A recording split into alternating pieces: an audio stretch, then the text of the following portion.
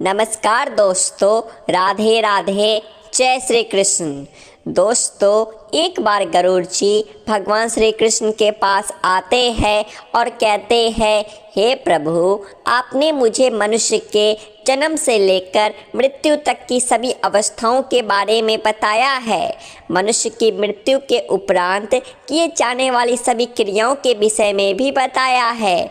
किंतु हे प्रभु, मेरे मन में एक शंका उत्पन्न हो रही है, जिसका निवारण केवल आप ही कर सकते हैं। भगवान श्री कृष्ण कहते हैं, हे गरुड़, तुम्हारे मन में जो भी शंका हो, निसंकोच होकर पूछ लो। तुम्हारी हर शंका का समाधान करना मेरा कर्तव्य है। पक्षी राज गरुड़ कहते हैं, हे प्रभु, अब मेरे मन में यह जानने की जिज्ञासा हो रही है कि मनुष्य को कौन से कार्य निर्वस्त्र होकर नहीं करने चाहिए। निर्वस्त्र होकर इन कार्यों को करने से मनुष्य को कौन सा पाप लगता है तथा इनके पीछे क्या कारण है। तब भगवान श्री कृष्ण कहते हैं, हे पक्षी राज गरुड़, आज तुमने उत्तम प्रश्न किया है। तुम्हारे इस प्रश्न के उत्तर में समस्त मानव जाति का कल्याण छिपा हुआ है। तुमने यह सत्य ही कहा है कि मनुष्य को कभी निर्वस्त्र होकर भोजन, स्नान तथा शयन नहीं करना चाहिए। निर्वस्त्र होकर या तीन काम करने से इसका मनुष्य के जीवन पर अशुभ प्रभाव पड़ते हैं। तुम्हारे इन प्रश्नों के उत्तर देने से पूर्व मैं तुम्हें एक ब्राह्मण का प्राचीन इतिहास सुनाता हूँ। इस प्राचीन कथा के माध्यम से तुम्हें तुम्हारे सभी प्रश्नों के उत्तर प्राप्त हो जाएंगे। इसीलिए तुम इस कथा को ध्यान से अवश्य सुनो। इस कथा को सुनने मात्र से ही मनुष्य के पापों का नाश होता है। गरुड़ जी कहते हैं, हे प्रभु, आपके मुख से इस कथा को सुनना मेरा सौभाग्य है। कृपया आप मुझे वह कथा कहिए, मैं इसे ध्यान से पूरा सुनूंगा और तीनों लोकों में इसका प्रचार करूंगा।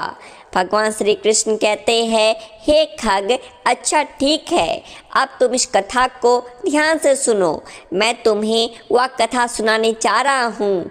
प्राचीन काल की बातें हैं। मध्य देश में एक अत्यंत शोभायमान नगरी थी। उस नगरी में देव शर्मा नाम का एक विद्वान ब्राह्मण रहता था। उसने चारों वेदों का तथा समस्त शास्त्रों का अध्ययन किया हुआ था। वह नित्य भगवत गीता का पठन किया करता था। देव शर्मा भगवान विष्णु का परम भक्त था। नित्य भगवान विष्णु की पूजा आराधना किया करता था। एक दिन देव शर्मा तीर्थ स्थान पर जाने के लिए घर से निकलता है। वह अपने साथ भोजन बनाने के लिए थोड़े से चावल ले लेता है। देव शर्मा घने जंगलों से तीर्थ स्थान के लिए चलने लगता है। बहुत देर तक चलने के बाद देव शर्मा जंगल में स्थित एक जलाशय के समीप पहुंच जाता है। वह जलाशय अत्यंत सुंदर था। उसके चारों ओर हरियाली और सुंदर वृक्ष थे। फिर वह ब्राह्मण उस जलाशय से पानी पी लेता है और वहीं पर भोजन करके विश्राम करने का विचार करता है। देव शर्मा अग्नि जलाने के लिए लकड़ी इकट्ठा करने निकलता है।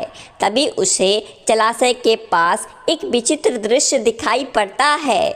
उस जलाशय के आसपास के सभी वृक्ष तथा पौधे हरे भरे होते हैं, किंतु केवल दो वृक्ष एकदम सूखे हुए तथा मृत दिखाई पड़ते हैं। उन वृक्षों को देखकर देव शर्मा को बड़ा आश्चर्य होता है। वे इस प्रकार से सोचने लगता है, बड़ी ही विचित्र बात है। इस जंगल के सभी पेड़ पौधे हरे भरे हैं, किंतु यह दो पेड़ तो एकदम से सूखे हुए हैं। इन पर ना तो पत्ते हैं और ना ही छाल है। इन वृक्षों की ऐसी हालत किस कारण से हुई? इतना सोचते हुए वह मन ही मन प्रसन्न हो जाता है और कहता है, चलो अच्छी बात है, आग जलाने के लिए सूखी लकड़ी का इंतजाम भी हो गया। देव शर्मा उन सूखे हुए वृक्षों के पास जाता है और उनकी टहनियाँ तोड़ने लगता है।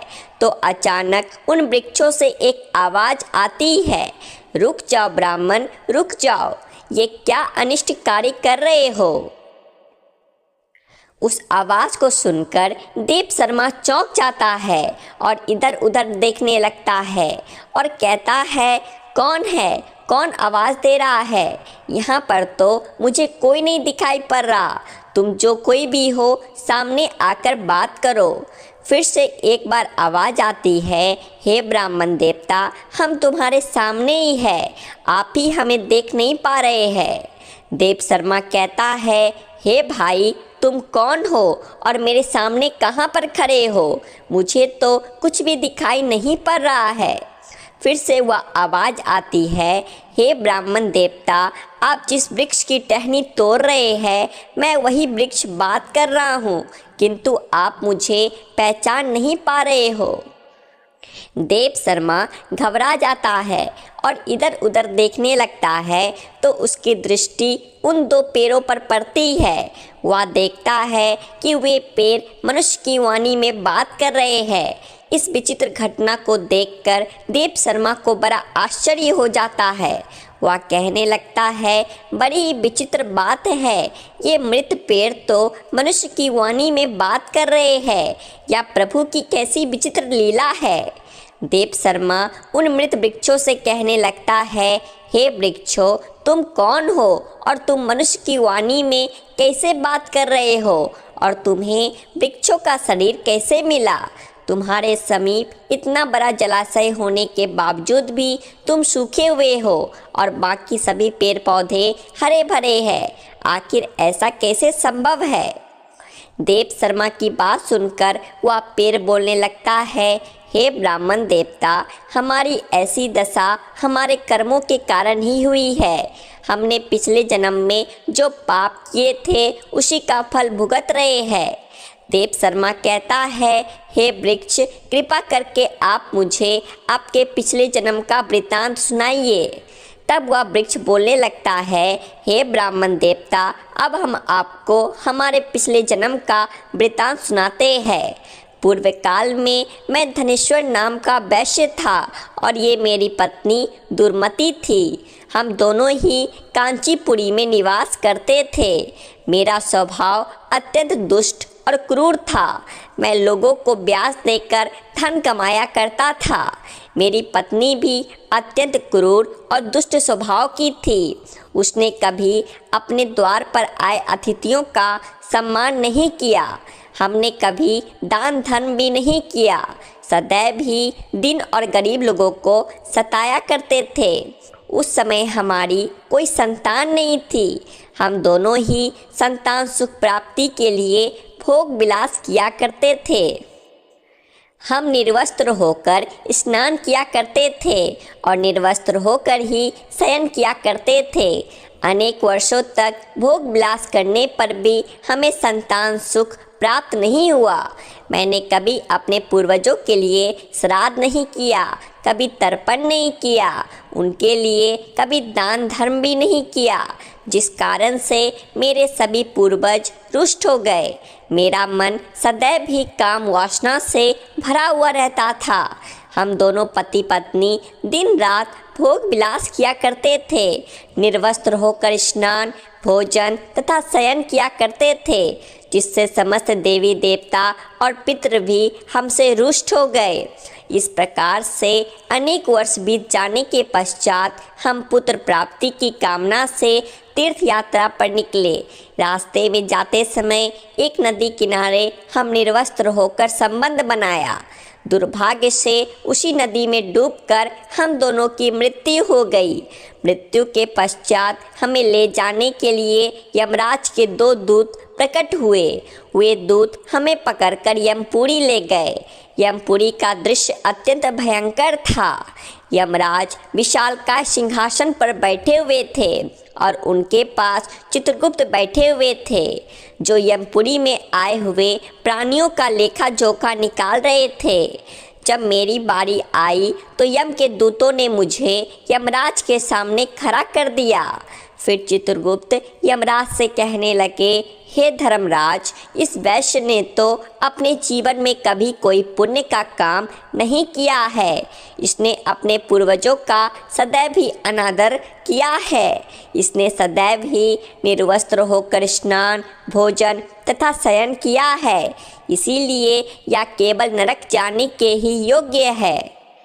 इस प्रकार से चित्रगुप्त ने मेरे कर्मों का लेखा जोखा यमराज को बताया। यमराज मुझे देखकर कहने लगे, अरे दुष्ट, तूने तो कभी कोई पुण्य के काम नहीं किए हैं। तूने सदैव ही निर्वस्त्र होकर स्नान करके वरुण देवता का अपमान किया है।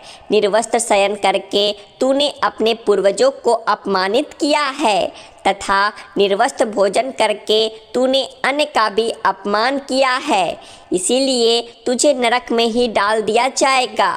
इस प्रकार से यमराज ने अपने दूतों को आज्ञा देकर मुझे नरक में डाल दिया। मेरे पश्चात मेरी पत्नी को यमराज के सामने लाकर खड़ा किया गया। उसे देखकर चित्रगुप्त ने कहा, हे धर्मराज, इस पापी स्त्री ने भी अपने पति की तरह कोई पुण्य का काम नहीं किया है। इसने भी निर्वस्त्र होकर ही स्नान, भोजन तथा शयन किया है। इसने समस्त देवी देवताओं और पितरों का अपमान किया है। अतः यह भी नरक जाने के योग्य है। इस प्रकार से यमराज ने हमारे पाप कर्मों को देखते हुए हम दोनों को ही नरक में डाल दिया। नरक में सजा भुगतने के पश्चात हमें वृक्ष का शरीर प्राप्त हुआ। जैसे जैसे हम बड़े हुए हमारे सारे पत्ते भी गिर गए और हमारी छाल भी नष्ट हो गई। निर्वस्त्र कार्य करने के कारण इस जन्म में वृक्ष के रूप में हमारा वृक्ष रूपी शरीर भी नग्न हो गया और हम कष्ट भुगत रहे हैं। हे विप्रवर, कृपा करके हमें इस कष्ट से मुक्ति दिलाने के लिए कोई उपाय कीजिए। इस प्रकार से उन दोनों की बात सुनकर देव शर्मा को उन पर बड़ी दया आ गई। देव शर्मा उसी स्थान पर बैठकर भगवान विष्णु की प्रार्थना करने लगा और वृक्ष बने उस वैश्य और उसकी पत्नी की मुक्ति की कामना करने लगा। देव शर्मा कहने लगा, हे प्रभु, मैं अपने भगवत गीता के पाठ का पुण्य इन वैश्य पति पत्नी को प्रदान करता हूँ। कृपा करके आप इन दोनों को मुक्ति प्रदान कीजिए। इतना कहते ही वे दोनों वृक्ष धराम से टूटकर जमीन पर गिर पड़े और उसके अंदर से अत्यंत सुंदर वस्त्र परिधान किया हुआ वैश्य और उसकी पत्नी प्रकट हुए। फिर उस स्थान पर भगवान विष्णु के दो पार्षद प्रकट हुए और उन दोनों को दिव्य विमान में बिठाकर दिव्य लोक को चले गए। इस प्रकार से भगवत गीता का पठन का पुण्य प्राप्त करके वह वैश्य और उसकी पत्नी दोनों को ही मोक्ष की प्राप्ति हुई। भगवान श्री कृष्ण कहते हैं, हे पक्षीराज, मनुष्य को कभी भी निर्वस्त्र होकर भोजन, शयन और स्नान नहीं करना चाहिए। निर्वस्त्र स्नान करने से जल के देवता वरुण का अपमान होता है। निर्वस्त्र भोजन करने से अन्न की देवी माँ अन्नपूर्णा का अपमान होता है और निर्वस्त्र शयन करने से समस्त पितृगण रुष्ट हो जाते हैं। इसीलिए मनुष्य को निर्वस्त्र होकर ये 3 काम नहीं करने चाहिए। तो दोस्तों, इस प्रकार से भगवान श्री कृष्ण ने गरुड़ जी को महत्वपूर्ण ज्ञान दिया है। आपको यह कथा कैसी लगी कमेंट करके अवश्य बताएं। जानकारी अच्छी लगी तो वीडियो को लाइक करें और ऐसे ही और जानकारियाँ जानने के लिए आपके अपने चैनल आध्यात्मिक टेल्स को सब्सक्राइब भी कर लें। राधे राधे। जय श्री कृष्ण। जय